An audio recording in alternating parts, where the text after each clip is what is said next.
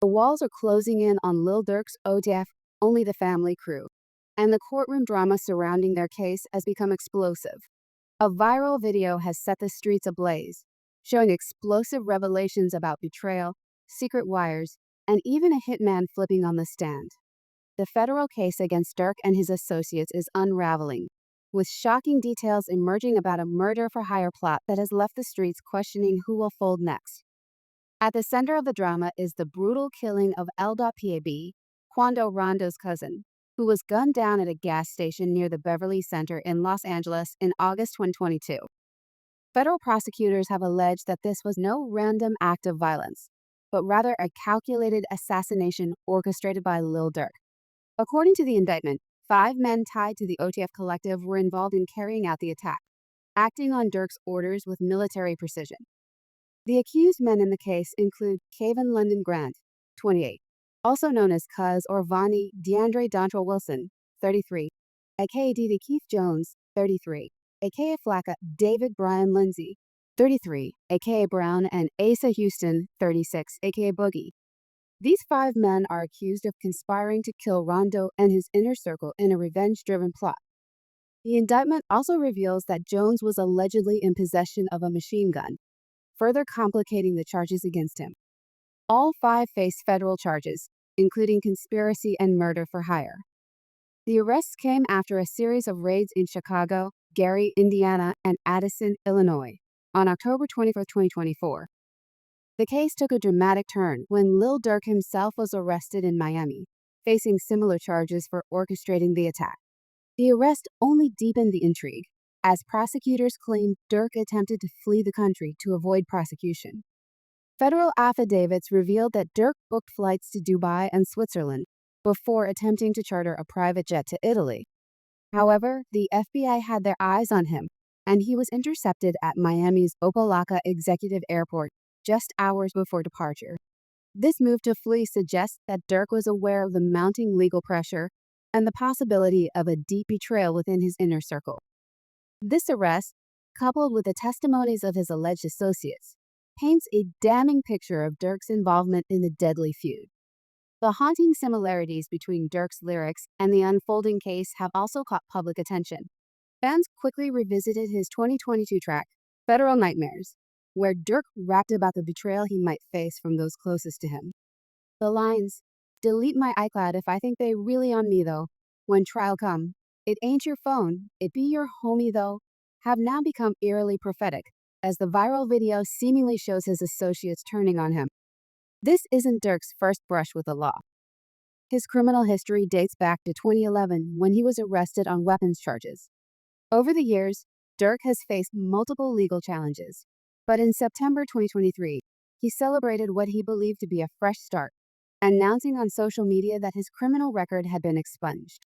However, his subsequent arrest has raised questions about his ability to escape his past.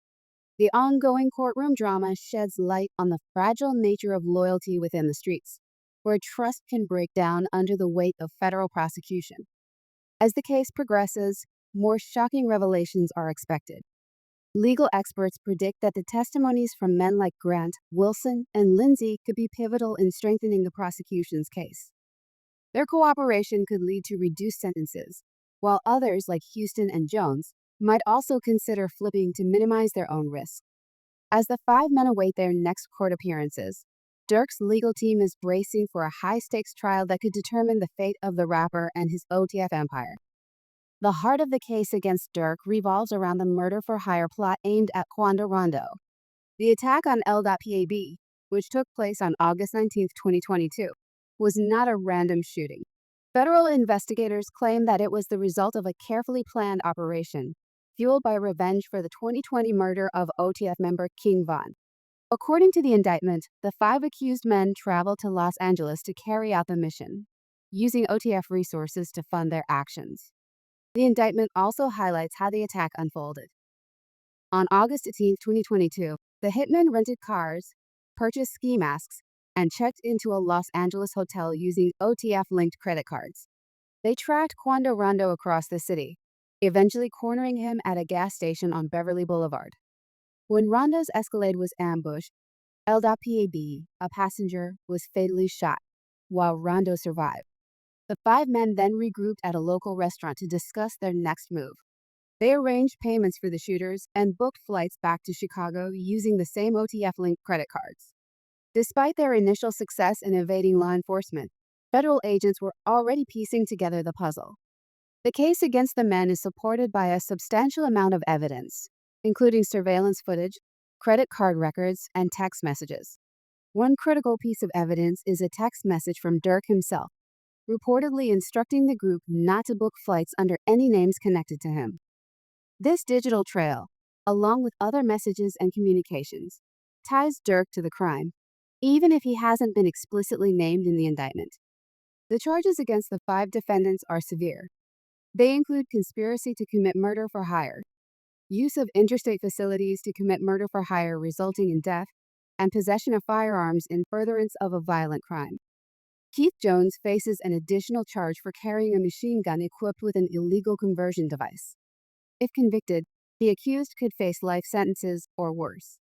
Although Durk is not directly named in the indictment, the connections to his OTF collective are undeniable. Prosecutors argue that OTF operated not just as a music label, but as a criminal organization, using its resources to orchestrate acts of violence. The timing of these events is also striking. Lil Durk's arrest occurred just weeks after he celebrated his record being expunged and after he was recognized for his community work. Broadview, Illinois, honored him with a key to the village for his efforts through the Neighborhood Heroes Foundation. However, following his arrest, the village revoked the honor, with the mayor explaining that public figures must uphold moral standards. The revocation symbolizes the sharp contrast between Durk's public image as a community advocate and the violent reality of his alleged actions. Durk's legal team is working hard to prepare for what is shaping up to be one of the most high-profile trials in hip-hop history. His highly anticipated album, Deep Thoughts, was set to release on November 22, but its release has been delayed following his arrest. The album was expected to showcase a more introspective side of the rapper, marking a potential turning point in his career. Now, with the case hanging over him, the future of the album and Durk's music career is uncertain. As Lil Durk waits for his trial in January 2025, his fate remains uncertain. The stakes couldn't be higher. If convicted, he could face life in prison, a devastating blow for an artist who has spent years trying to overcome his past. His co-defendants, too, face similar sentences, further complicating the case. The drama unfolding in the courtroom and on social media has captured the attention of fans and critics alike, with the future of OTF hanging in the balance. The rumors circulating on TikTok and other social media platforms reflect the level of public interest in this case. Some have speculated about Durk facing the electric chair, but these rumors are baseless, as California abolished the death penalty in 2019. However, the public's fascination with the case speaks to the emotional investment many fans have in Durk's career and legacy.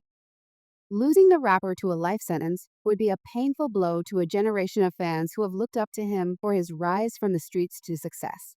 Meanwhile, Durk's political connections are also under scrutiny. Last year, he donated $150,000 to Chicago Mayor Brandon Johnson's political committee, making him one of the mayor's top contributors. Now, with his legal troubles mounting, the donation has come under review, with some calling for the mayor to return the money. However, Mayor Johnson has stood by Durk, emphasizing the importance of due process and refusing to pass judgment before the trial is completed. This support could be a lifeline for Durk, but it also brings added controversy to the case. As Durk's legal team prepares for the trial, the hip-hop world is watching closely. This case is not just about the rapper's legal challenges, it's about the culture that has long blurred the lines between street credibility and mainstream success. The ongoing drama surrounding Lil Durk is a cautionary tale for other artists who balance their street origins with their rise in the public eye. The coming months will reveal whether Durk can overcome these allegations and reclaim his legacy, or if his past will continue to haunt him.